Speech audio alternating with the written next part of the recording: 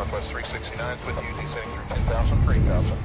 Northwest 369, NorCal Pros, good afternoon. Stick low at Arctic. Northwest 369, roger. A swanton from the heavens!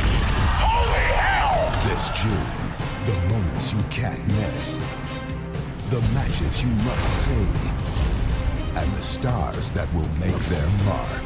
TNA Wrestling proudly presents Slammiversary. June 12th, live on pay-per-view.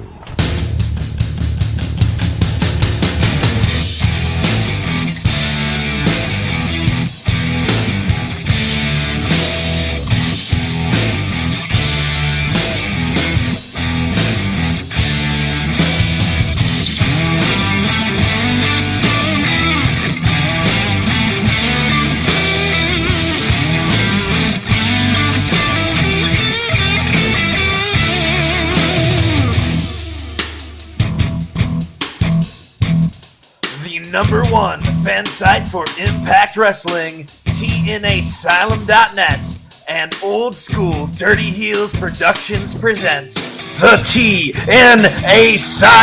Heelcast. Welcome, Heelcasters, Heelians, Heelcast hotties especially. Welcome to week 23 of 2016. The TNA Asylum Heelcast brings to you a very special presentation, a very special show for one of two pay-per-views that TNA will put on this year. Really the pay-per-view that always comes through for TNA, especially over the last few years. Ladies and gentlemen, this is the Slammiversary 2016 preview show. I am joined by the new Doctor of Style himself, Numero GQ47. Numero, how you doing, man? Hey, I'm still alive after Aiden O'Shea bed. I'm ready for the Slam Me interview. The review show and Impact. I'm not gonna lie there, Barry White. We kind of pushed you around, and I was a little nervous there that you were maybe gonna wet your pants a little, but you stood up to the bully, you stood up to the thug. You never come out on top with the thug. Sometimes it knocks some sense into you, like you did Rockstar Spud. But I'm good to see that you're still going just fine. Now, also with me is the man who just, in the past 30 minutes, had a fucking restraining order put on him by TNA's own rebel, Mr. TNA Dude. Yeah, man, I'm telling you, I kind of had a very bad evening. But, I'm reworking the business plan and trying to figure out a way to maybe work some webcams into the business plan and, push the dream, man. The TNA Asylum Heelcast hottie, TNA Dude underwear.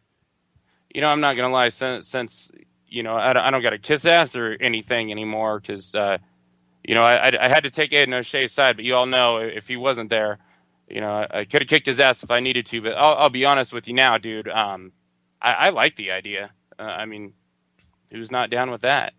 Well, and who doesn't want to see TNA Dude's face with if the artist his fucking heartogram? I say put one of those with the sex symbol, of course, of them all, the untrustworthy Mr. Arn Anderson. That's right, Arn. I'm calling you out. I'm going to see you on some panties. You put Arn Anderson's face on a him hologram, TNA Asylum Heelcast on the back of that ass. TNA Dude, who's not buying that? See, and I don't get it either, because the only people that wouldn't buy it would want the Raven Effect version or the Barry White version, right? But you gotta figure the Heelcast hotties, they want more of us. Oh yeah, absolutely. I mean, look, if you're going to get some Raven Effect thong, or some Raven Effect underwear for these Heelcast hotties, I mean, trust me, you're going to look and touch my crotch nevermore. Absolutely. It's the effect I have on the broads.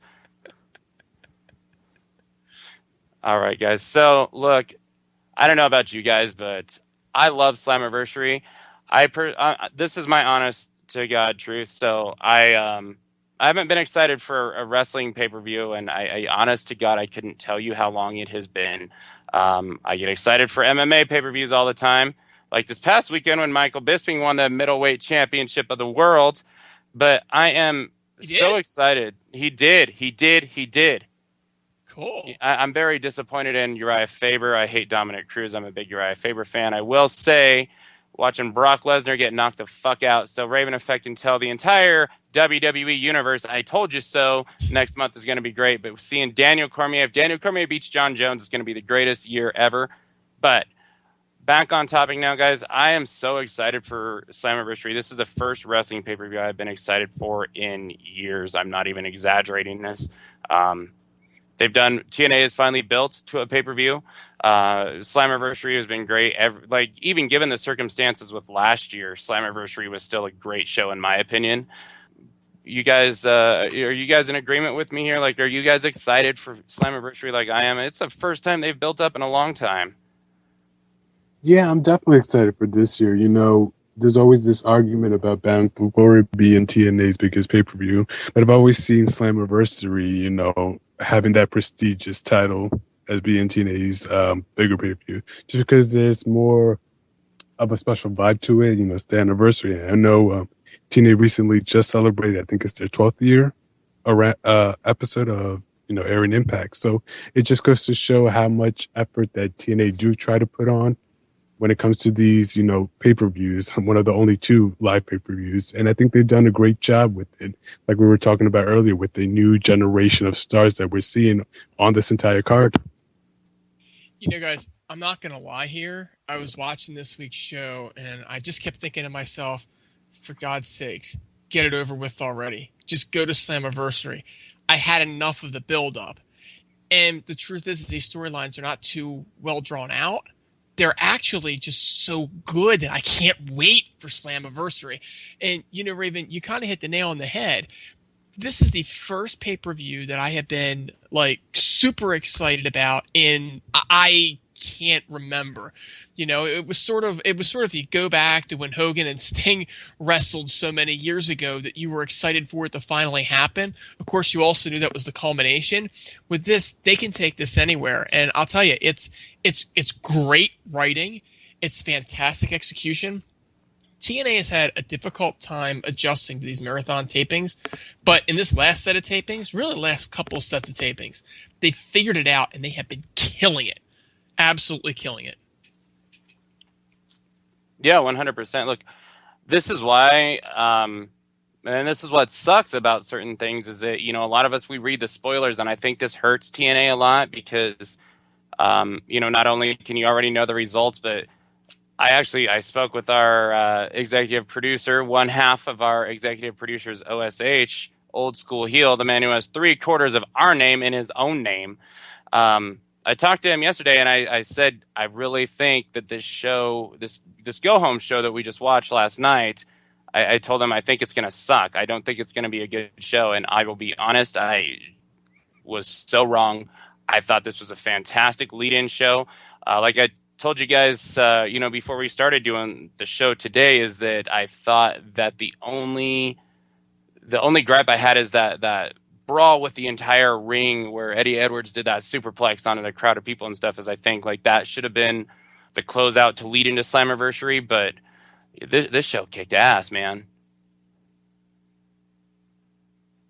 Yeah, this show was awesome. I got to tell you, and again, it goes back to the fact that the build-up for all these matches were great, but then they did things by putting people together that weren't necessarily getting ready to wrestle. So they mixed things up, and then they did a tag team with, Maria and Bennett and EC3 and Gail, and, they had Nat and Drew, but they still brought Willow and Lashley out. They did so many things with it, but they put different characters together and still kept that same consistent storyline. And then one of the other things they did that I really just loved was the 10-man tag. The 10-man tag was outstanding as well. They managed to build the tag team division back up, and they actually have the forethought to think about what's going to happen post Slammiversary. So this show was great on a number of levels. Yeah, we're definitely going to talk that 10-man tag later when we do the preview, because there's a lot of stuff I wanted to say on that. But I will tell you, that came off so much better than I ever expected it to come off. I mean, that was fun. And, one thing that I've had a gripe with TNA, the only real gripe I've really had as of late, is that there just hasn't been a lot of good wrestling matches at all.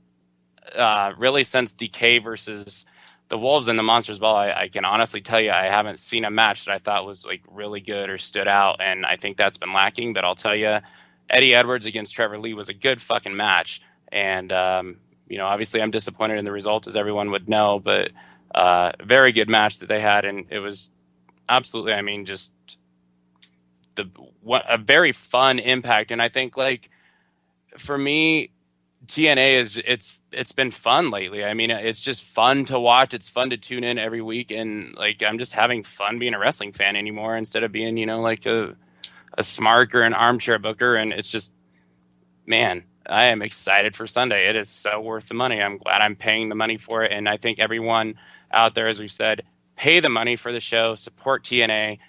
If we're to believe any rumors, don't stream it. Give them your money, because look at this. Would you rather chip in with a bunch of your friends, everyone chip in $5-10 or whatever, or even look at it this way, would you rather spend $40 of your own money now to have no TNA in the future? Would you rather have $40 now or nothing? Raven, I'm just going to say one thing here, buddy.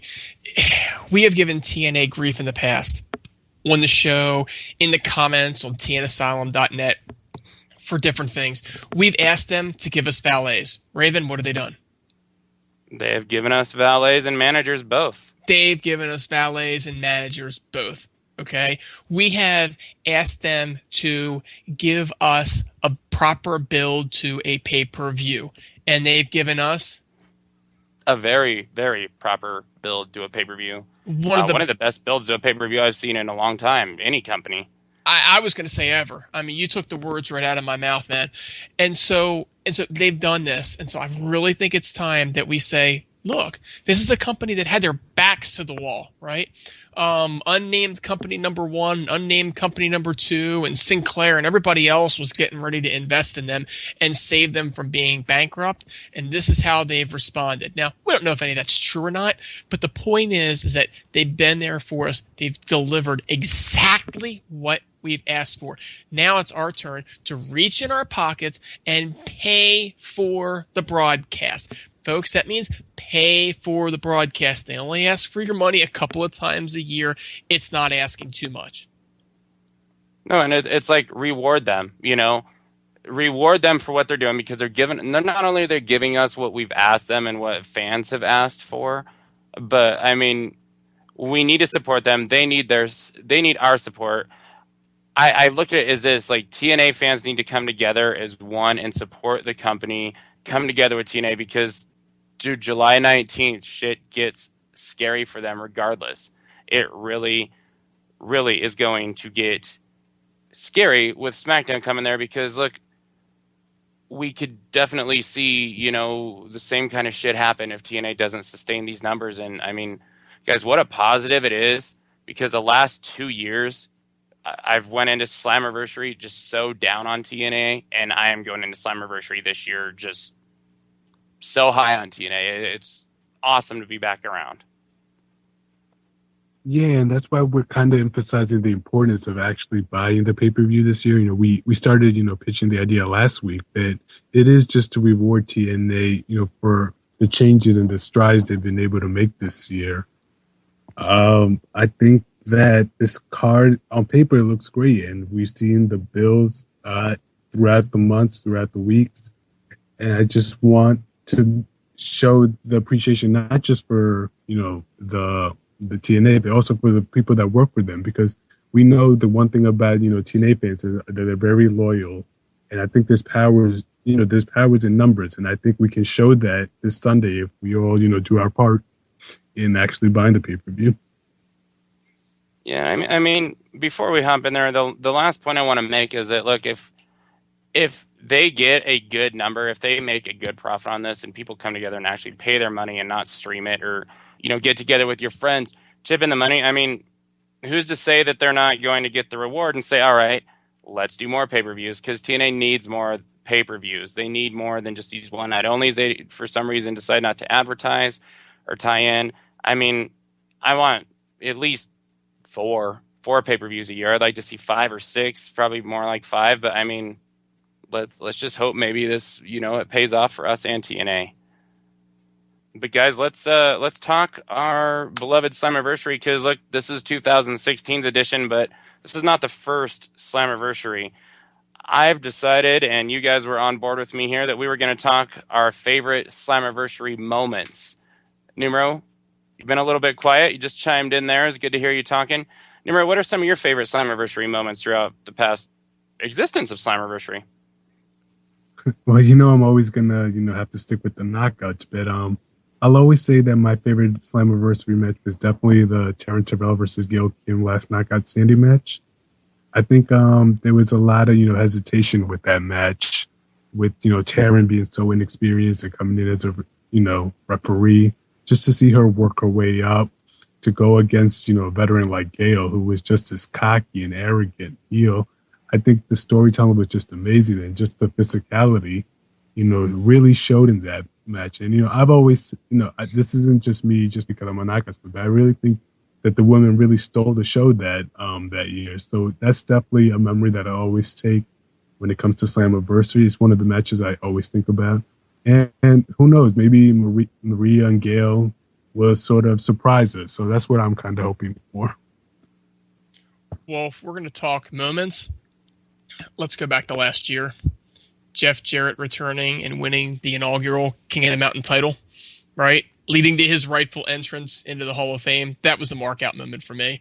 I miss Jeff. Of course, if you're talking favorite matches, then I'm sorry, but Taryn and Gail, Numero, you steal my women all the time. And this time you kind of stole my thunder on this one, but that was just an absolutely outstanding match. It literally reset the bar for knockouts matches. I miss Taryn. I miss Taryn a lot, actually. I also enjoyed EC3 and Bully Ray in their Texas Death Match. Again, that showed EC3's range to me. When we talk moments of Slammiversary, I go back to 2005 for me. The very first King of the Mountain match.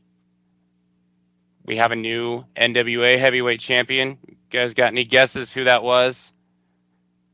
That would make a certain Raven Effect a happy man?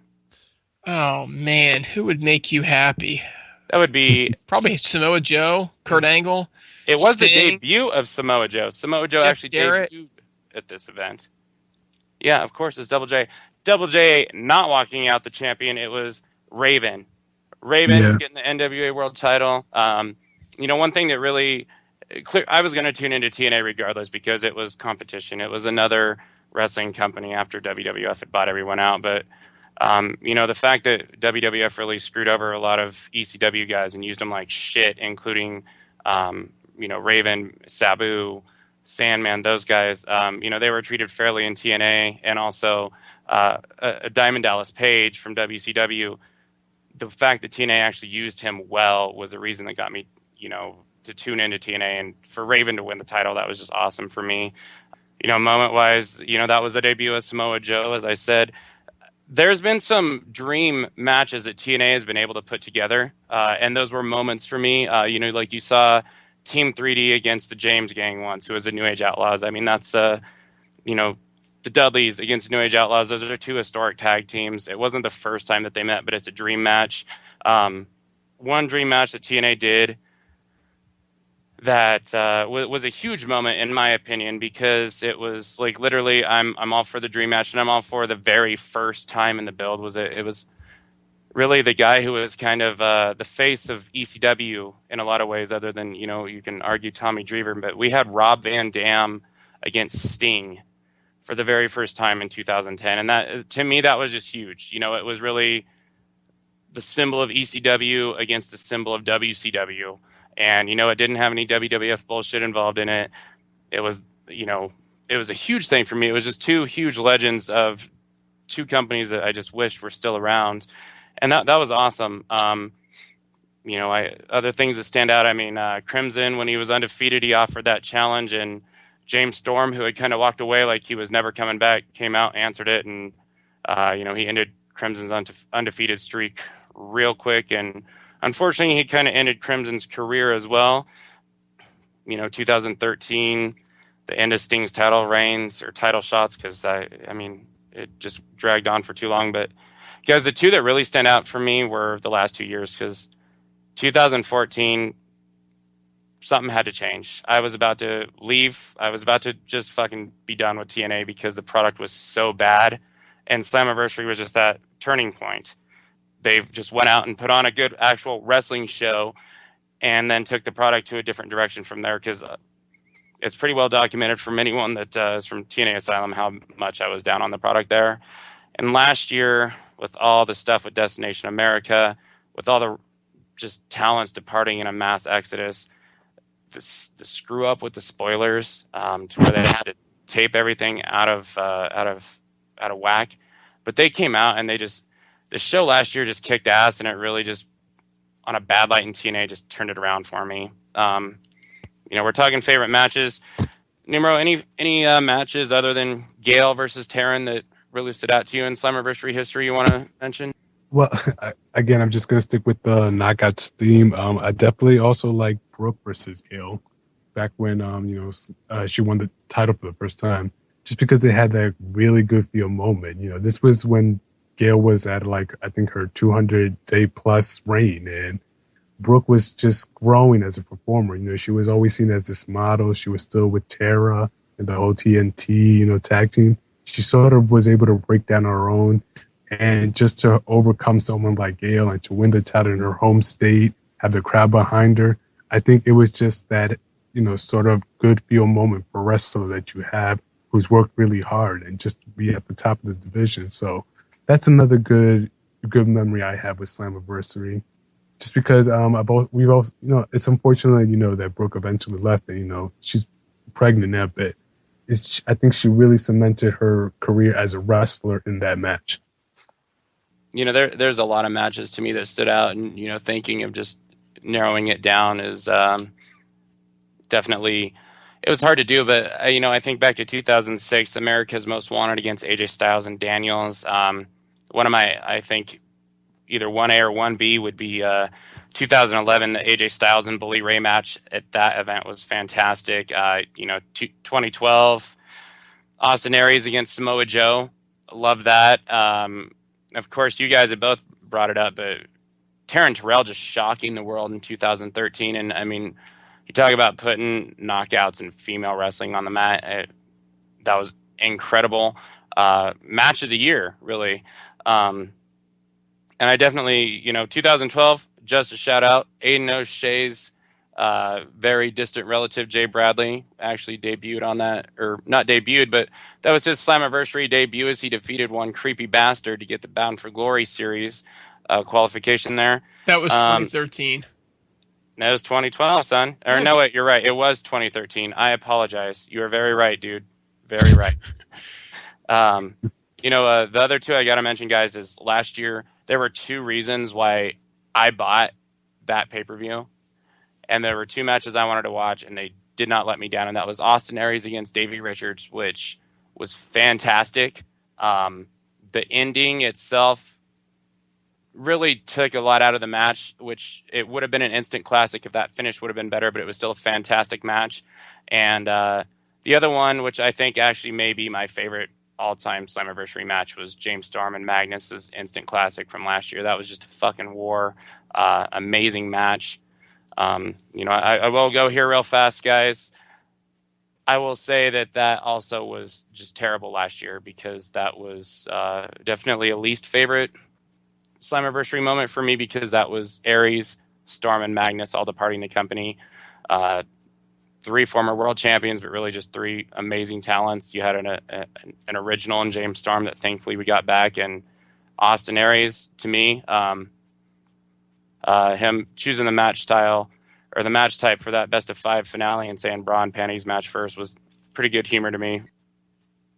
Let's move on to the actual card itself. Now, before we go there, I just got to say, James Storm sent out a tweet talking about being there from the original Slammiversary until now, and that he mentioned something about a rebirth. No, it could be TNA dropping their name to Impact, or anyone think that, as much as it sucks to say, James Storm does not have a match on the card. Anyone think the rebirth thing may have to do something with James Storm himself? Slammiversary is the beginning, right? And so I think they call it a rebirth just about every year. Of course, it also seems that TNA wants to reinvent itself every year. Hopefully not this year. One can only hope that it means we're going to get to see James Storm right at Slammiversary. So obviously, this is something that I'm personally hoping for. But at the same point in time, we'll just wait and see because I don't want to be disappointed. Because if I get my hopes up that I'm going to get James Storm on my TV screen and the show ends and I don't get James Storm on my TV screen, it might take away from an otherwise fantastic card. Yeah, it definitely worries me that there still hasn't been any mention of Storms being on the card, but I'm hoping that what he put out on Twitter sort of at least makes us have something to look forward to. Maybe this just the surprise element that they want to carry. But I'm with Dude. I don't want to have my hopes up for nothing. But we'll see when the time comes. We always got the Hall of Fame announcement at Slammiversary. We know it's going to come this Tuesday now and not be done there. When you look at names, there's Raven, Jerry Lynn, Tracy Brooks has been thrown out, Mike Tenay for those non-active people with the company. And then you look at the guys in the company, and there's Gail Kim, there's Abyss, there's Jeff Hardy, and of course there's James Storm. All names that could potentially fit that bill. I kind of think maybe it's going to be James Storm that may get this nod, and maybe that's kind of what he's going towards with this rebirth thing. But I just hope that somehow he ends up on the card. And one option that's out there is we don't know what exactly is meant by this, but we got the technical debut of Braxton Sutter on Impact. Reading the spoilers, I actually was expecting a swerve for him to kind of go from the babyface he was portrayed last week to actually be a heel because of the takeover comment. But he said that he's not going to miss out on Slammiversary this year and that he's going to seize this opportunity. I love it because, Braxton Sutter is putting over like, hey, this is huge. This is Slammiversary. This is a huge deal. But, he's talking about a takeover. I don't know if that means he's going to have an open challenge or a match or he's going to get involved in something. But, you kind of think, what are we going to see James Storm take on Braxton Sutter? Or maybe we see... I saw Rockstar Spud correct his grammar on Twitter or something like maybe Spud's talking shit about him. Maybe we end up, Braxton Sutter and James Storm against Spud and Tyrus. You guys think anything about this Braxton Sutter comment that he had? Because we may see a match. Yeah, I think that they're definitely teasing something, and they definitely want to use Braxton Sutter moving forward, but they haven't really given us a clear indication where they're going to use him or maybe even how they're going to use him. So, I've heard people speculating that a heel turn could be in his future. And I'll be honest with you, when you kind of look at his look with the sideburns and facial hair, it's kind of a heelish look. And the guy is almost maybe a little too cheesy when it comes to the face character. So it does really make you wonder. I appreciate that he has this drive to be on the card as well.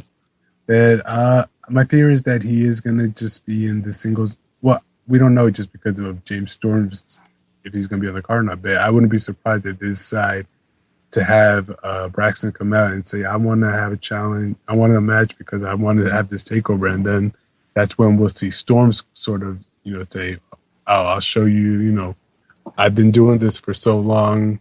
It would be my honor to do something like that. It's not something I really want to see, but I could see TNA trying to sort of pull that weight to sort of get both guys on the card. Yeah, now we talk about Braxton Sutter and the possibilities that we have there with the question marks, but one thing that is not a question mark is we know what all is announced for this pay-per-view itself. We start with probably the least looked forward to match on this card, which is the match between the Tribunal against Grado and Mahabali Shera. Mr. GQ47, what are your thoughts on this match? I didn't even know this match was on the card until I started reading the comments on Salem. That I guess they're still just trying to get everybody on the card. I think we have nine matches on the card, and if there was one match we could cut, I definitely vote for this one to be it. It just kind of sucks because I feel like there's still nothing against Grado, but I still would much rather see Mandrews around, and it sucks that it looks like he's going to be missing out as well too. Guys, I know there's a lot of talk on the internet about this match and about, God, why do we have to watch this match? But I think what people need to realize is that TNA truly is a global company. They truly are an international company. And what they've done is actually quite clever. Okay? They have taken the UK star in Grado. They've taken an Indian star in Mahabali Shera. And they've taken the French stars, and they've managed to get themselves a match with those four guys on a pay-per-view card to promote them and get them a better position within the company to help in those markets. It's the same reason that these guys, Grado and Shera with Al Snow, have been featured in the slot before the main event. It looks good to TNA's international partners. So, folks, I'm going to tell you, sit back, relax, and count of incognito, buddy. I'm talking about you. And just don't worry about it. It's one match on your card, but it's a good match for the company. To me, I hope this hits the pre-show. I wish Pop TV would give them a pre-show or something along those lines, but at least on Dish Network, there is an advertisement for a TNA Slammiversary pre-show this year. This is the match I really am not looking forward to. I'll be honest with you. Danish Core, however, he put this up on our YouTube page. He says that there's a rumor that he may be getting ribbed. He may be ribbing us, but that Mahabali Shera is working out with DJ Z and being trained on some Lucha Libre that he may pull out, which if that happens, I'll be stunned as hell and all for it. God help us all. God right? help us all if Mahabali Shera decides to go Lucha Libre. I just hope I don't have to catch him. Right. I mean, I at least want to see if the Tribunal are actually worth a shit, I guess. I don't know that their opponents are going to do them any favors in showing that in this way, but, I don't really care very much about this match at all, to be honest with you guys. It's definitely, I would just much rather not. There's been a fluff match on every single card that's ever been put. But when you do two fucking pay-per-views per year, I mean, can you afford a fluff match? When you haven't had a good match on your television program in months, can you afford a fluff match on your pay-per-view? I think they've had some pretty good matches on the show recently, man. I think they had some outstanding matches. I think the Ultimate X match was outstanding for given no time. I think that the Eddie and DJ Z against Everett and Trevor Lee was going very well at one time. But I mean, nothing has stood out to me since Decay against the Wolves, to be honest with you guys. We'll talk about not even Lashley and Galloway. I mean, that was kind of a preview. I mean, yeah, absolutely that. Okay. I'm just saying. Yeah. I mean, dude, that brawl afterwards, like, I will hype that forever. That was, like, an amazing thing to me. And I don't know which one happened first or not, but, EC3 and Bennett was in there somewhere, too. Oh, yeah, that's right. That match gold, too. You're right. I forgot about that. That was a very good match. We talk about that, but, let's go to Impact for a minute. And we had the Facts of Life with Eli Drake. After we see Eli Drake on a fucking mountain as the king of the mountain, with a great promo. But then we go to the Facts of Life, and his first guest is the Decay, and the Decay kind of shoot on the Bromans in this segment, and then the Bromans come out. Raquel actually is able to give a full sentence without flubbing anything up, and then so the Bromans. So I said earlier, look, there may be a possibility with this babyface bromance with the offense they're showing that I may like them. And they are doing every fucking thing possible to make sure that I take that statement back. So they announced that they have friends. And of course, their friends are fucking Grado and Mahabali Shera. Of course, like those are the guys that hang out with the bromans. But then the tribunal jumps them, and then, of course, waiting for Eli Drake is Bram. We get this 10-man tag team match that comes out of that on Impact. I don't know if anyone saw this, but this is another reason why I have my doubts about this tag team match we just discussed, is that Basile Baraka tried to do like a takedown, almost kind of like a spine buster or something on Mahabali Shera, and it just looked so awkward and bad, and fucking A, it looked terrible, and I don't have high expectations of that match at all. But I'll tell you guys, this 10-man tag team match was fantastic. It was really a lot of fun. You saw Eli Drake get the pin on Grado finally to avenge that. What did you guys think of this 10-man tag on Impact this past week? I definitely had that fear of it with so many bodies, in the ring, that was going to be, sort of this cluster-filled match. But it was enjoyable, and I know that they were carrying about maybe two. I think for me, I was really impressed with Jesse, and I think again he just continues to surprise me. And before, I wasn't sure how the Bromans were going to, sort of be able to carry themselves and this this new baby face turn. But Robbie and Jesse, I think they've been killing it so far. I still don't think they need Raquel, but again, I think the only thing I can hope for is that she'll have some kind of interaction with Rosemary come Slammiversary, just because they even had that little exchange prior to the match. So, some seeds are being planted there. Am I the only person that thought, oh God, Grado and Shera are friends of the bromance? I'm not going to lie. I thought that Eli Drake bringing out the Decay, that got me excited. And I thought it was great when Eli said that underneath all that, Rosemary might just be the hottest knockout running around TNA. And I thought that whole segment was great. And one thing that I keyed in on there is that they actually gave the Decay time to get to the ring. Normally they kind of rush the talent into the ring. The Decay, they took their time, and TNA played the whole thing. To me, that says that they're definitely getting behind their tag team champs, which is important because, they're awesome, and we want to make sure that they continue to get the push. But, in the match, the 10-man match, I loved it. I love those kind of matches. We've spoken before about TNA is finally doing things right, the things we're asking. I've said lots of times, put more people in the ring. Don't just give me 2 guys going at it. Give me 6 or 8 guys going at it. Well, they gave me 10. I say, give me valets. They put valets in there. And that really is probably the only negative criticism I'd have in this match, is the fact that Rosemary and Raquel really didn't get involved.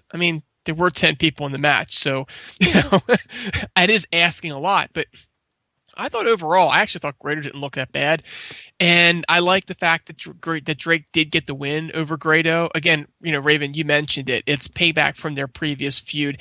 Kind of ties it together, but without actually mentioning it. So to me, that was pretty cool.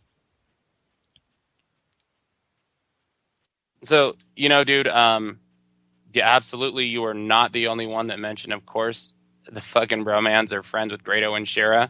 I also did fail to mention how great that line was that Eli Drake about, Rosemary being the best looking girl on the roster. That cracked me up. Eli Drake tearing it up. And, it was great to see Eli Drake get that pin on Grado, as you mentioned. The one thing I think is getting overlooked is, shouldn't there be a rivalry and like kind of a feud going on with Eli Drake and Jesse Goddard? I wish they'd kind of touch more on that, but we're talking about this Rosemary, Raquel getting involved. So, guys, the tag team championship is on the line at Slammiversary. We have the Decay. Of course, Rosemary is part of the Decay, taking on the bromans with Raquel. Wake Chambers said that he feels that this is going to be a sleeper match, or has a potential to be. I don't disagree at all.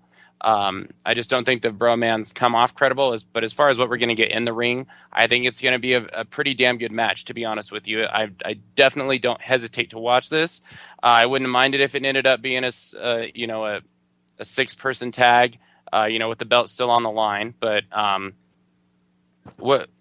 dude, how do you feel about this tag team championship match? As long as my sister spits green mist on Raquel, I'm going to be happy with this match. I think it's actually going to be a great match. I'm with you. I think that Robbie E is one of the most underrated wrestlers in maybe even TNA history. I think he's a lot better than people give him credit for.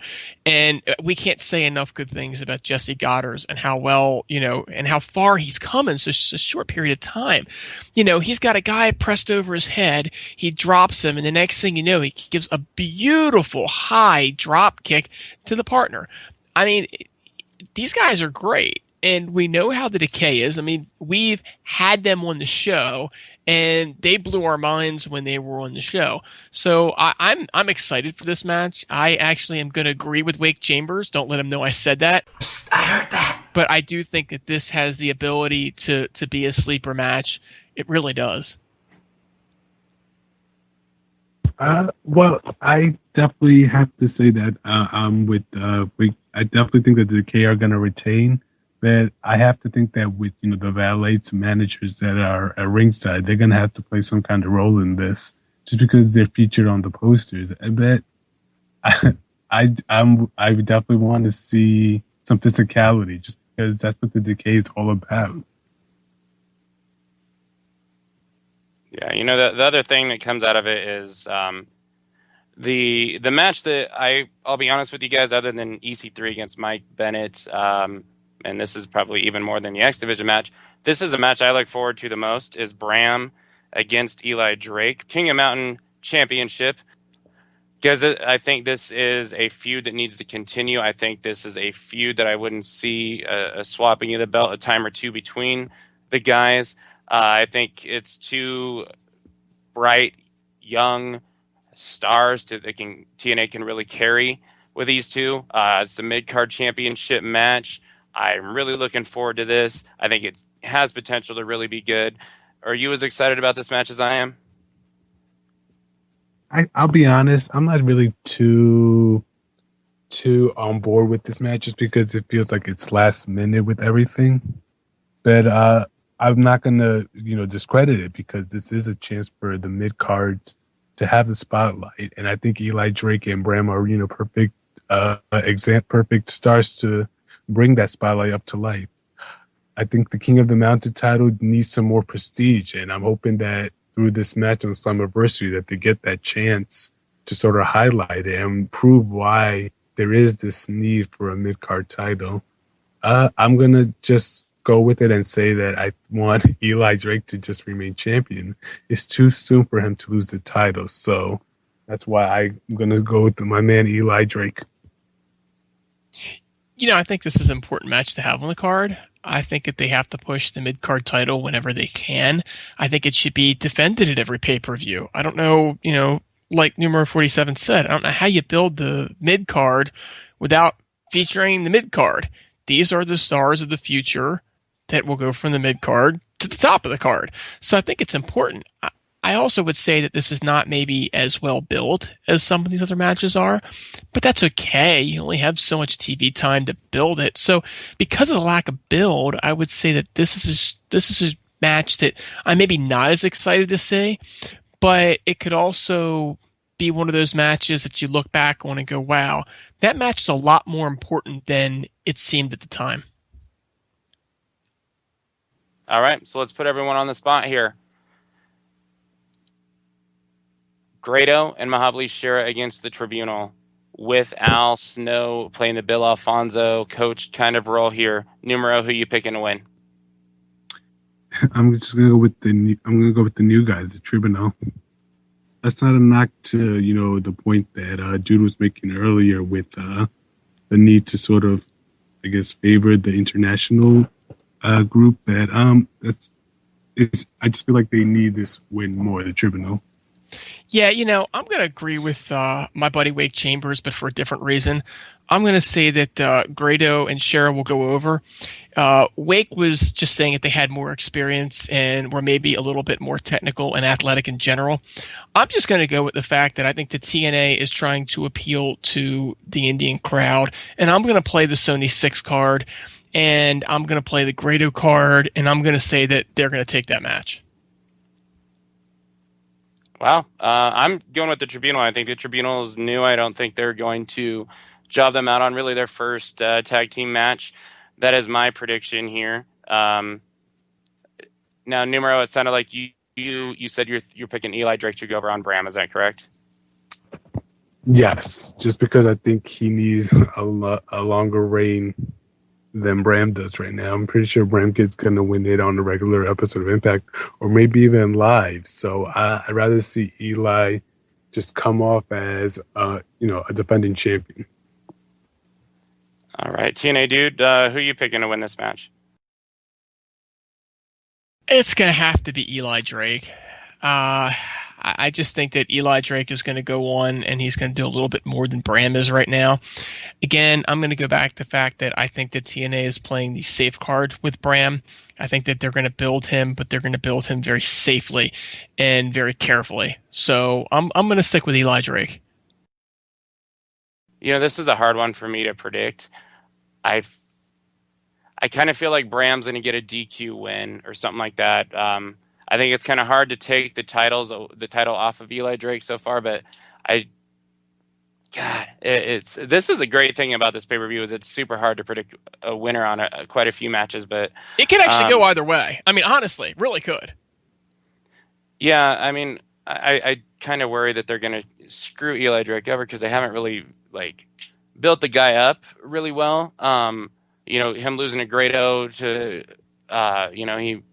he did get a win over Drew, but I mean, it's Drew, but he's kind of been beaten by Drew every time. But it's hard to fucking pick this one. But, and you see that international title and you wonder how the relevance to that, it's got to be the replacement for this. If that's the case, which if that were to debut, I mean, I kind of see that being Bram because of the international thing. So I'm going to say Eli Drake retains, but Bram wins. Dude, I don't know. Talk about playing it safe. Right? Man, that's okay. not the Raven effect that we know and love. The Raven effect that we know and love would pick a winner and say how they want it, damn it. What I want to happen, I want Eli Drake to win, but I want Bram to win it back at a later point. So fine. Put it on the spot. Bram wins and debuts that belt as the international title Tuesday. Now, I'm picking the Decay very solidly to win and retain their tag team championships. What about you, TNA dude?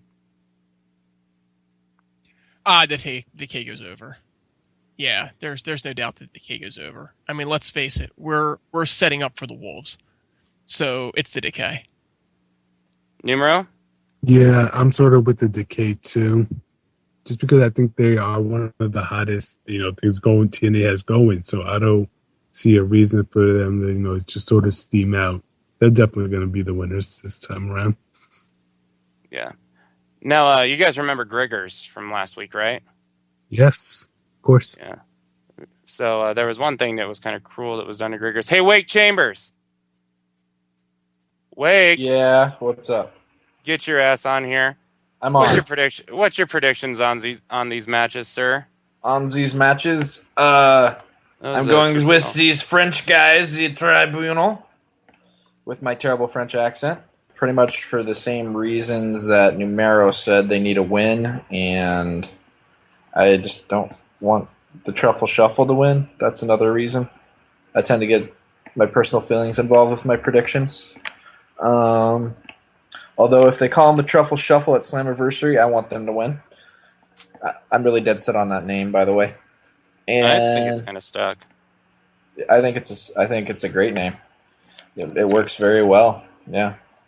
But as far as Eli Drake and Bram, I'm going with Eli Drake, but I guess I was kind of 50-50 on that one.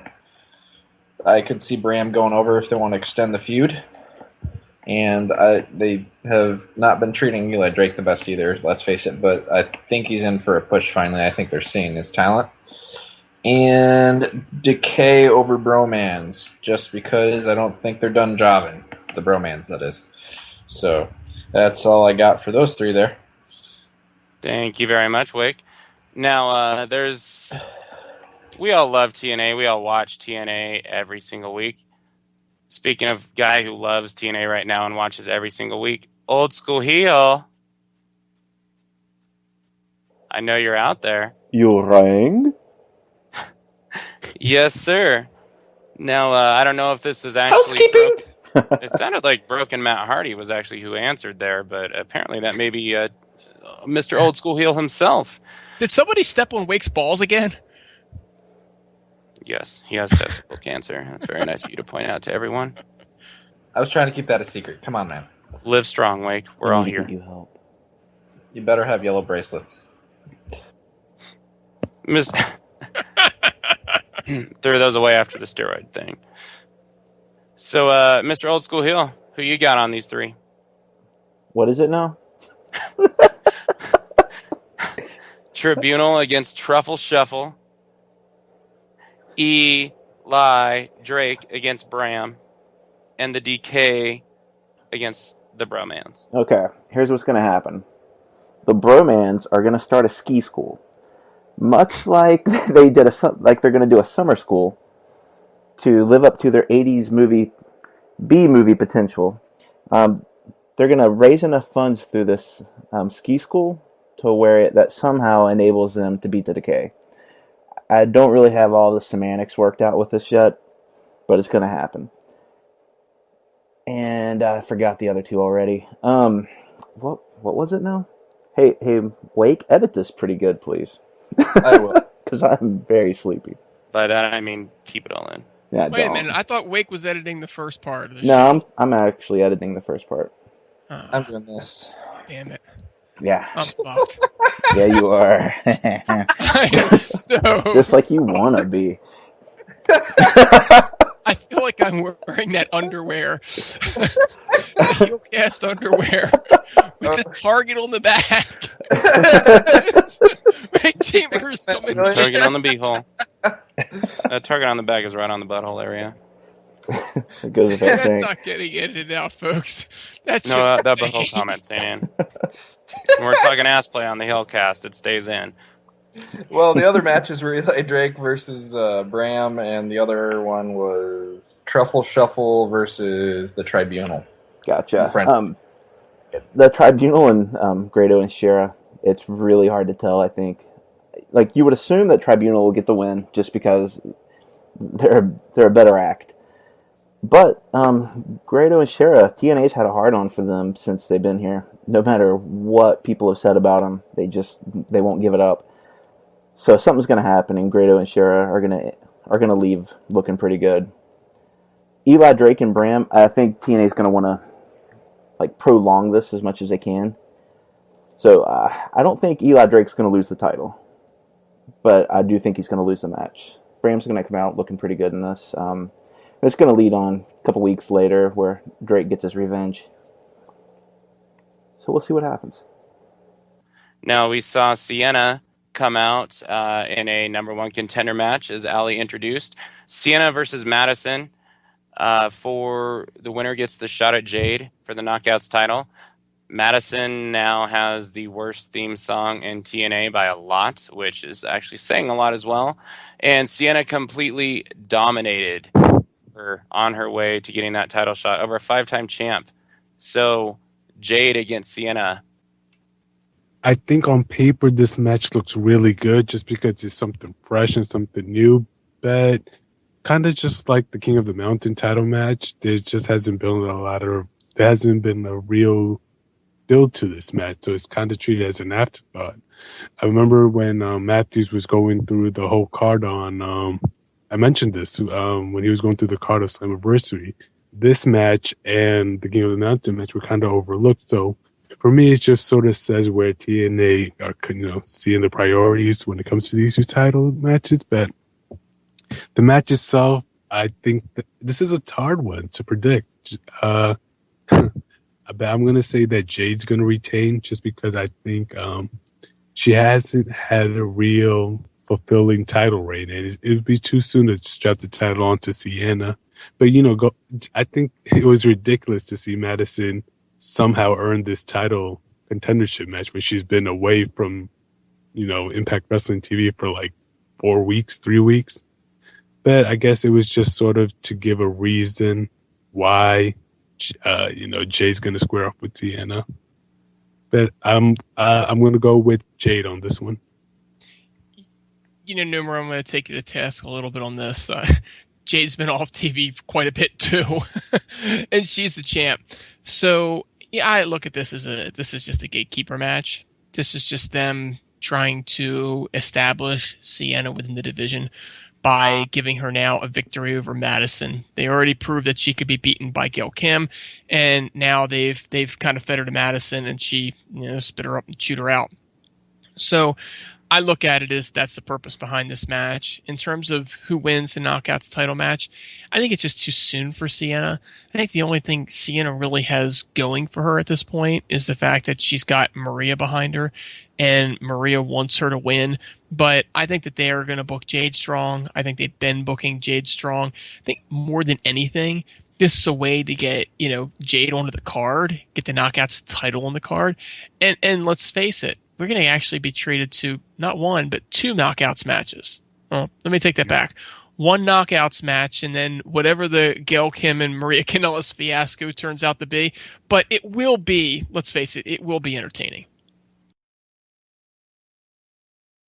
Yeah, I think it's going to be a really good match. I think it's really it really is going to just stand out. I look forward to it a lot.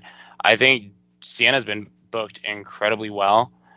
You have Jade, who I was all for this title reign, but her title reign has been very lackluster. It's nothing to do with her.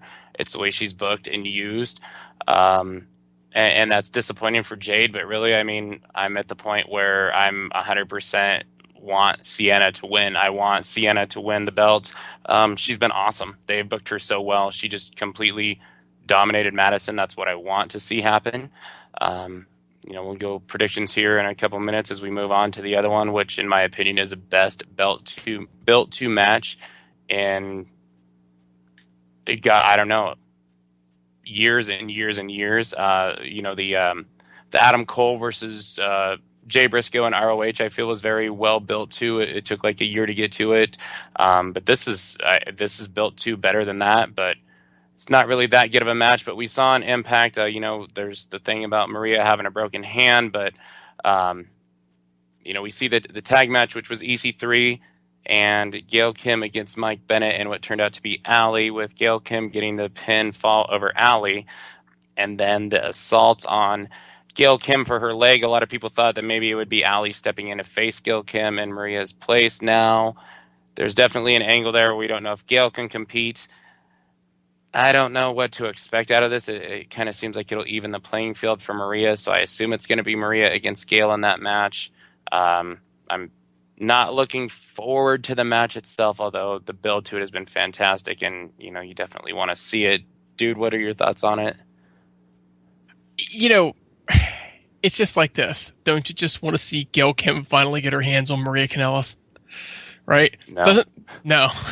I want Maria to get her hands on Gail. I want to get my hands on Maria, but then again, I'm going to have some issues with my buddy Mike Bennett, and I love Mike Bennett. Mike Bennett's awesome, so we're gonna leave his lady alone here. But seriously, this thing has been incredibly well built, and I don't really care how it happens. I don't care how they book this. What I just don't want to see is Maria throw Allie out there again. We've heard about the broken hand thing, and we've heard about some of the concerns there. I want to see Maria Kanellis, and I want to see Gail Kim square off, and I just want to see Gail Kim go to town on her, and I just think it's just going to be great to watch. Me too. Oh, yeah, it sounds like me. I want to see that too. See her go to town on her. Be great to watch. You get it? Huh? You're breaking up, man. I can't hear you. Am I? Okay, my bad. So let's go. Let's go predictions here. Jade versus Sienna. I am, goddamn, another one that's very hard to predict. All logic says they should keep the belt on Jade to keep her going, but I'm going with Sienna. Sienna is going to be the new Knockouts champion. Numero, it sounded like you picked Jade. Am I right? I did. Just because it's too soon for Sienna to win the title, and my fear is that it's going to be sort of the same story it was when Jade won the title. TNA, dude. Well, I already gave my prediction on this one. And I think I'll stick with Jade. Dude, you don't listen to me, man. Chambers. Well, I can tell you Chambers one and of two Hill. things is going to happen. Either Sienna is going to win or Jade's going to win. There you go, folks. Bold That's statement. That's a prediction. That's worse. Yeah, I take chances in my predictions. Yeah, you do. This is the analysis you can't find anywhere else but the Heelcast. This is why I think people I keep wonder going why with Jade heels. behind the scenes now, folks. Now you know. Yeah, because I have all this expert analysis. In all seriousness, I keep having this tendency to go with heels, but I think in this case, I'm gonna go with Jade actually, because I think it's almost too obvious for Sienna to win. They just wanted to establish her in the division, but they want to ride with Jade. I think, at least I hope so. So there you go, expert analysis. I guess we can go on to the predictions for the other knockouts match.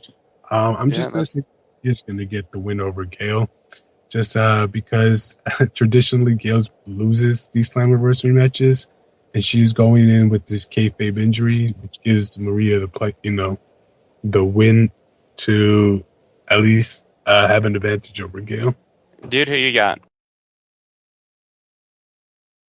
There's no way Maria goes over in this match.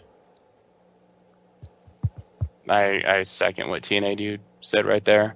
I got Gail somehow, some way or another. Gail wins 100%. Wake. Well, again, actually no. I think I don't think there's going to be a defined ending on this one. I think it's going to be a cluster of a match. I think it'll be no contest. I guess that's my prediction. I absolutely second the cluster statement there that you said. Old School Hill, let's bring you in, buddy. You got predictions on these two knockouts matches? Yeah, I asked the Magic 8 Ball, and it said 2. And the Magic 8 Ball told me to try again later. So I did, and then it said certainly. And I had no idea what that meant. So I'm just going to go with Jade, and I'm going to go with Gail. The Asian invasion for the Old School Heel. I think we move on now to what will be the two best matches of the night overall. Number one, we have the X Division Championship match in a four-way match. Now we saw, as we've talked about, Trevor Lee against Eddie Edwards this past week. I think was a very, very, very good match. If you listen to anything I said last week, you know how much I want Eddie Edwards to win this belt. I really want to see, going back to Ring of Honor, the way that Ring of Honor kind of uses the Briscoes is exactly what I want to see done with the Wolves and TNA. Is I think both of these guys need to become single stars now. The time is now. But, you know, we saw Andrew Everett get involved. We saw DJ Z get involved. So now we have a four-way match. These guys have done a few things together. You know, over the past few weeks, it's literally been the best stuff on Impact wrestling-wise every time they've been on.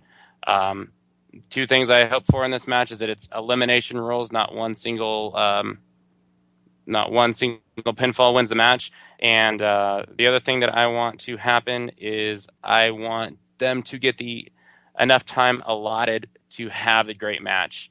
TNA dude, what do you feel about this? I just hope Eddie Edwards goes over.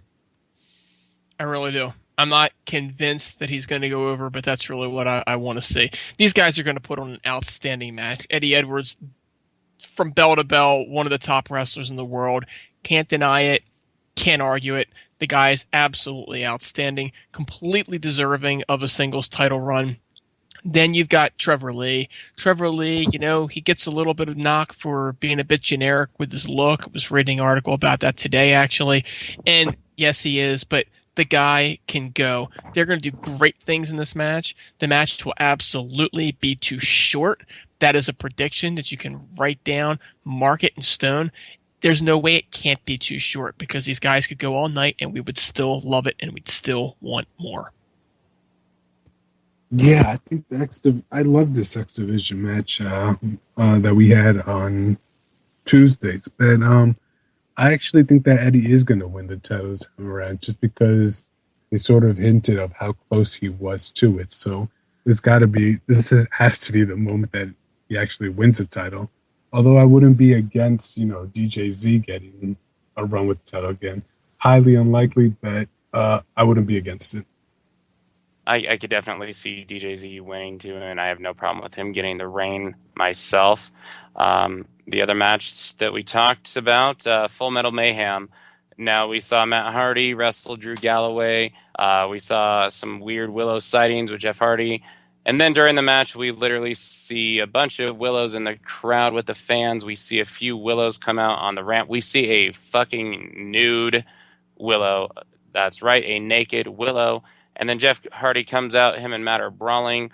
I think this is probably going to be at least this will probably end up being match of the night because I think this is their match. Full Metal Mayhem's always awesome. Going to be some cool shit on there. I just hope this is the end of broken Matt Hardy. I'll say that. Well, from the sound of it, it sounds like it was definitely an upgrade from last week's Hardy finish. But I'm definitely in agreement that this is going to be match of the night just because of the stipulation and just the chemistry that Matt and Jeff, kind of have with each other. But I don't know if I could ever get behind Matt Hardy after his whole broken Matt Hardy kind of ordeal. But I don't see him, getting over Jeff this time around. I'll be honest with you.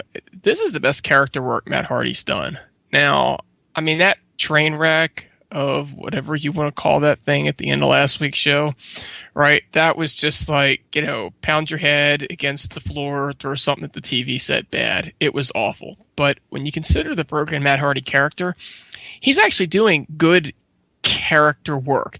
As far as the match is concerned, I'm sure that I'm going to be pleasantly surprised with the match. It's just that I've kind of seen these guys do every single thing they can possibly do over the last couple months. Jeff set the bar when he jumped off that staircase. How's he going to top that at Slammiversary? The answer is he's probably not going to top that. He's probably never going to top that. And I realize this is Jeff Hardy. And with Jeff Hardy, you're getting the charismatic enigma. You're getting a guy that is just outstanding and always tops himself. But, I mean, short of him jumping a motorcycle over the ring and not killing himself, I don't think that they can beat that. So I'm not really excited about the match either. See, as much as I've disliked this feud and didn't want to see it, this is like the only match I've wanted to see these guys do. It is the Full Metal Mayhem or TLC match.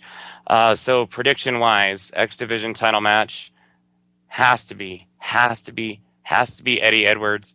I'm going for it, putting all my faith in TNA to do the right thing. Eddie Edwards walks out the X Division champion, and I hope that on Tuesday he throws that stupid belt in the garbage and brings out the real X Division title with the red X in the middle.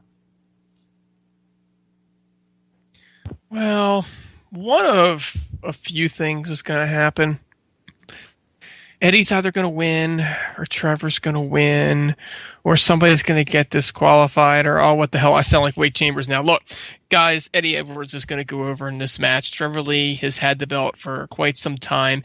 Eddie Edwards will #revive the X Division. He will bring a newfound energy to the X Division, and Eddie Edwards is going to go over in this match. He's going to go over clean, and he's going to do it despite some outside interference, and that outside interference is not, necessarily just going to be Andrew Everett or any of that particular crew, because my prediction is that Davey Richards is going to make a return at Slammiversary in a non-wrestling role, and he is going to help his brother-at-arms win the X Division title. Write it down. You stole what I wanted to say at the end. That's my job. My job is to steal what you're going to say. The Ghost of Tugboat speaks again. I agree so much. I think Davey is going to be there to save Eddie. So I guess we are pretty much in agreement that Eddie's going to be the new X Division champion. And, I hadn't even really thought about a Davey return. We've seen him doing these constant trainings on Twitter. So we know that he has plans to come back. And, you know, what better way than to celebrate, you know, his brother's victory at Slammiversary. Yeah, I mean, Davey's definitely not ready to come back. He announced that today that he's not, you know, full on, you know, ready to make that return.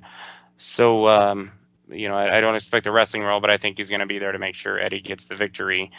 Now we move on to the match that I refuse to tolerate.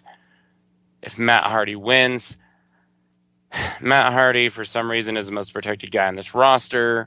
Chairman said he gets booked like he's Stone Cold Steve Austin or Sting. I don't dispute that.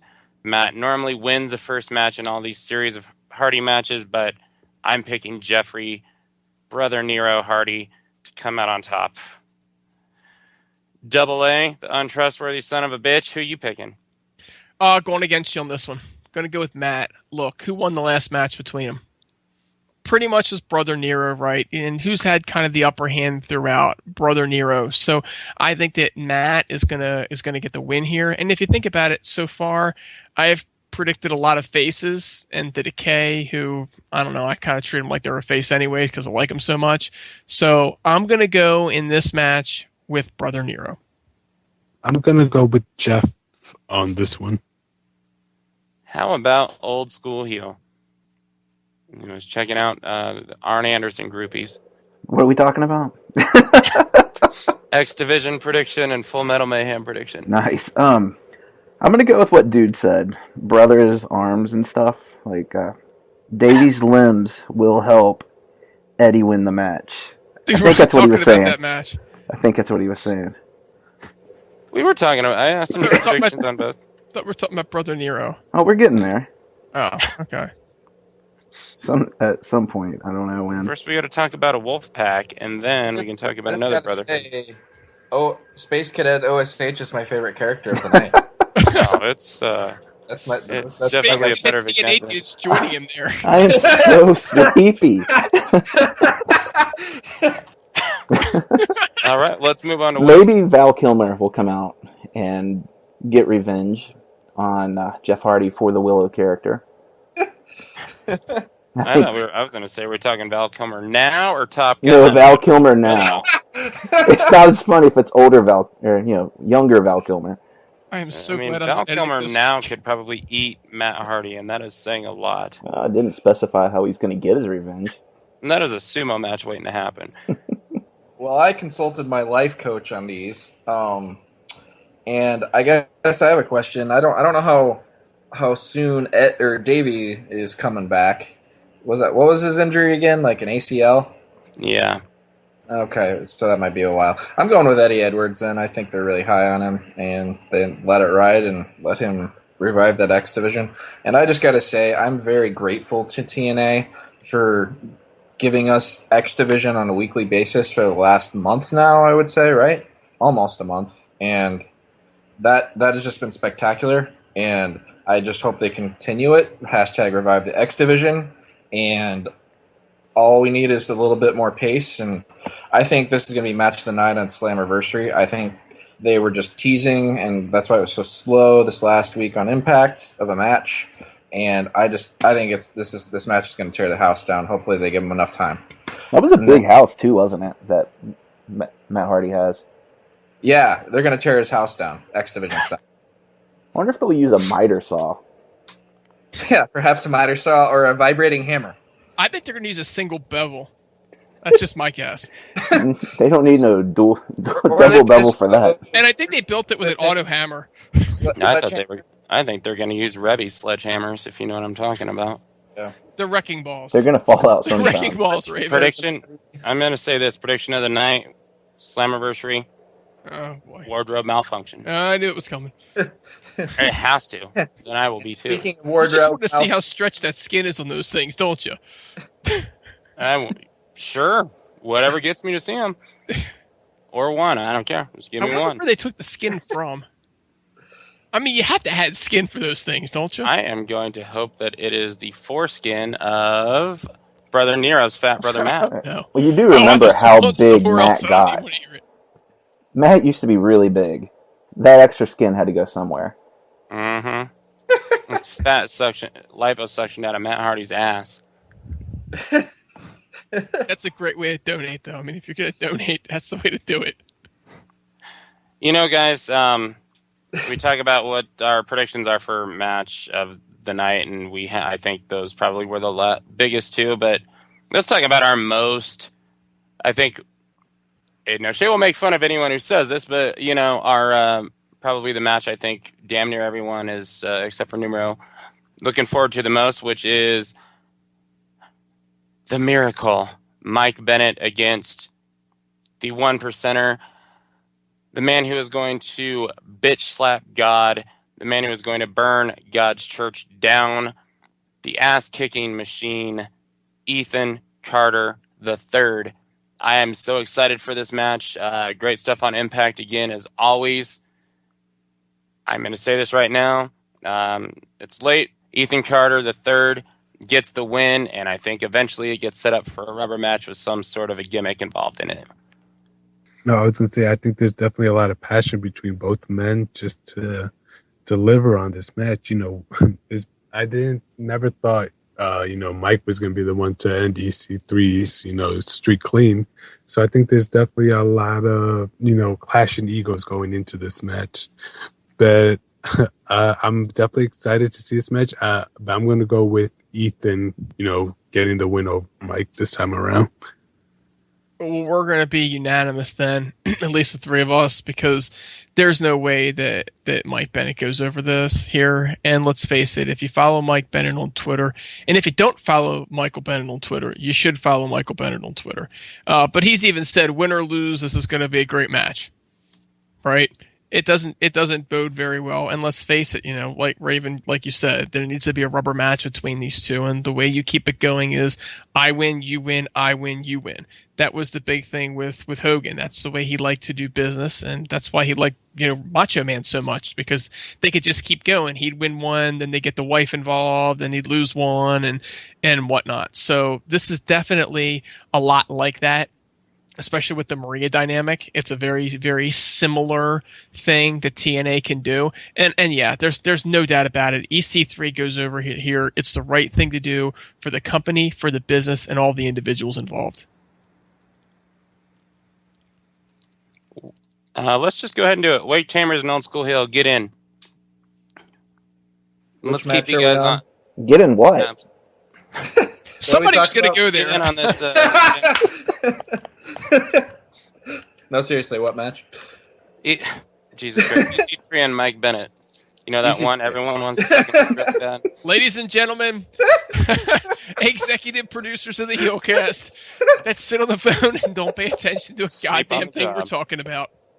Oh, we're just making fun of you in listen chat. to us. Our fucking listeners won't either. Heelcasters are in for a treat this week, y'all. Yes, they are. All right, guys. Who you got, EC3 or Mike Bennett? EC3. This is a hard one. I'm going to go with Mike Bennett just because Wake went with EC3. EC3. It's Always solid advice. Always solid advice. Yeah. Go against whatever Wake Chambers says. Fuck Wake's opinions. Mm-hmm, exactly. Pretty much. That's the way to go about it. Now, our I'm always lovely, wrong. our trustful, faithful, just so in tuned executive producers with your attention for days. Stay on, guys, because let's wrap this up. Gentlemen. Let's do it. Heavyweight title match, MMA style rules. We know how 1% feels about it and how Aiden O'Shea feels about his thoughts on that. In my opinion, this is probably the hardest match to predict. I'm so 50-50 on this. Champion Drew Galloway defends against Lashley. We got a preview of this a couple weeks ago. I think this is going to end up being a great match. It seems like everyone wants Bobby Lashley to win. From all the people that have spoken on this, it seems like everything's going Lashley's way. Drew Galloway kind of lacks a lot of character, in my opinion. Drew Galloway has grown on me since he has been the champion. I legitimately feel that way. I'm still not fully into it, but he's grown a lot. This feud has done so much better than I ever expected it to go so far. I'm picking Drew Galloway to score the upset and beat Bobby Lashley in his own type of match. TNA dude, who you got? going against the champion in an upset. Wow. That says a lot for what you actually think is happening here with Lashley. So, where typically the champion would be the favorite, I'm going with Lashley. I'm going to say that they need to get the belt on a heel and have a face chase him for a while. And so I'm going to go with Lashley. And part of that's me hoping that Lashley wins because I want James Storm to go after him. I think it makes a lot of sense to have James Storm go after him. But again, that's my prediction. I could see Galloway winning, and I could see Mike Bennett going after him too. Well, I'm going to go with Lashley as well, just because I guess he has sort of that stipulation that works for him. Even though we know Drew can sort of probably, turn the tables. But just because I think it's time for a new champion in Lashley is something that fans have been craving for. And it's just because we know that Lashley is that kind of performer that can really carry on these great matches under a title reign. So my bet is on Lashley via KO. When I'm doodling in my notebook, it's not uncommon for me to draw some hearts with Lashley written across it. You too? But what I think is going to happen... I hope Lashley's not listening to this podcast right now. I hope he is. I do too, with a fly hat on too. Exactly. You can't get a hat like that just anywhere. Heel. Going after Lashley. What was I saying? No, I'm just kidding. You were saying that Lashley was a sexy bastard, I think. Mm-hmm. I was so distracted. Anyways, what I think is going to happen is Galloway's going to win this match, and it's going to look good. It's going to remind me kind of a Game 7, in hockey. Both teams are going to put their all out on the line, and it's going to go to overtime, and Galloway's going to pull it out, and it's going to elevate him even further. Kind of to cement his status as champion. I'm going to be really serious about this one and go against my own advice, and I'm going to predict Lashley because I was going to, And I think it's a great decision and going with the heel. And I almost want a story where, Galloway, kind of like dude was saying, is chasing it, but he just can't beat this guy. And I think it could be a spectacular story if they do it well. And I think it's going to be a spectacular match. And Lashley is, just the fucking man. And Lashley is going to win. Yes. Yes, he can. Lashley is a man. And if we have any surprises, or predictions or surprises or things that we're not going to say, let's just go ahead and throw it out there. Wake, Dude, Numero, OSH, any of you have a surprise you think you may see at Slammiversary? I'll go first because I have a strong suspicion Braxton Sutter is going to do a run-in on some match. I don't know which match, but I think he's going to do a run-in to try to, as a character, he kind of indicated it. And I don't think they did that post-match interview for no reason, where he mentioned Slammiversary. So that's my prediction. I already covered it. We're going to get the return of Davey Richards. I think James Storm is going to make some kind of appearance with... I don't know yet. I think I'm waiting to see how he's going to come out about. My other surprise prediction is they'll actually give enough time to the X Division to have a spectacular match. I like it. I think those guys don't need a lot of time to have a spectacular match. So I'll agree with you. They need more than 6 minutes. I think they'll get over 10 minutes. I want to say, look, I could easily see Davey Richards. I actually think that's going to happen. I also think Braxton Sutter is going to do a run-in or something if he doesn't have a match. I could also see James Storm appearing somehow. I don't really have a surprise, but this is fantasy booking what I think would just be the coolest fucking thing ever. And I've had this idea in my head forever. So the DK, they beat the Bromans, and then the lights shut off. And then the lights come back on, and there's Eddie Edwards and Davey Richards staring them down. Eddie's got the X Division title on his shoulder, ready to go. Wolves Decay, pushing that off, and then the lights go out again. Lights come back on, and there's a fucking killer elite squad in there for the stare down. The holy shit chants go, and there we have it. That's what I want to see happen. I think that would be the most amazing surprise ever. But, guys, that's all I got for it. Slammiversary, I am so pumped and excited. Dude, go ahead and hit him with the sound off, and let's wrap this son of a bitch up. All right, folks, here we go. Sound off question for this week. What are your favorite Slammiversary moments and matches? Sound off in the comments section below on tnasylum.net and now on YouTube as well. So, folks, for the TN Asylum Heelcast, that's Raven Effect, numero 47. Let's not forget our good buddies, Wake, the Snake, Stamina Chamber, and, of course, the dirty one, old school dirty heel himself. I'm TNA Dude saying, everybody, have a great night. Thanks for listening, and we'll catch you next time.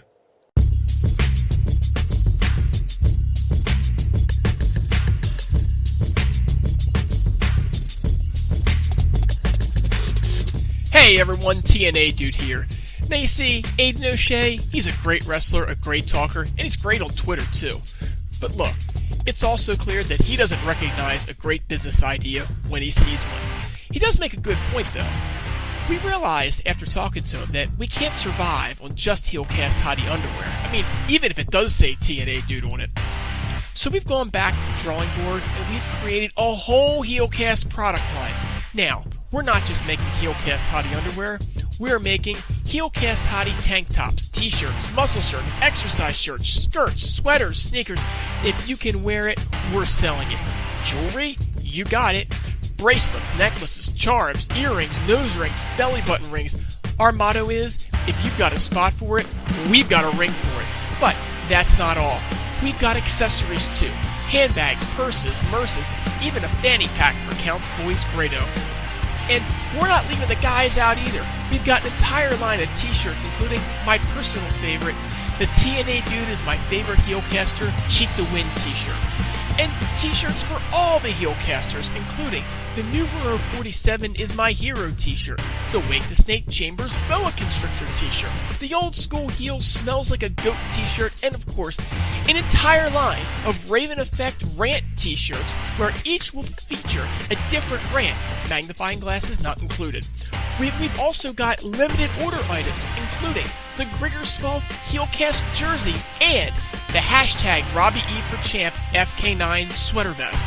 Now, I know you guys like collecting action figures, and we aim to please, so you'll be able to purchase your very own TNA Dude, Raven Effect, and numero 47 Collector's Pack action figures, as well as Heelcast executive producer bobblehead dolls, including both Wake the Snake Chambers and Old School Heel. But look, folks, to do this, to get this all done, we need your support. So tweet hashtag Heelcast merch to us and all the TNA talent and all your followers so we can get this party started.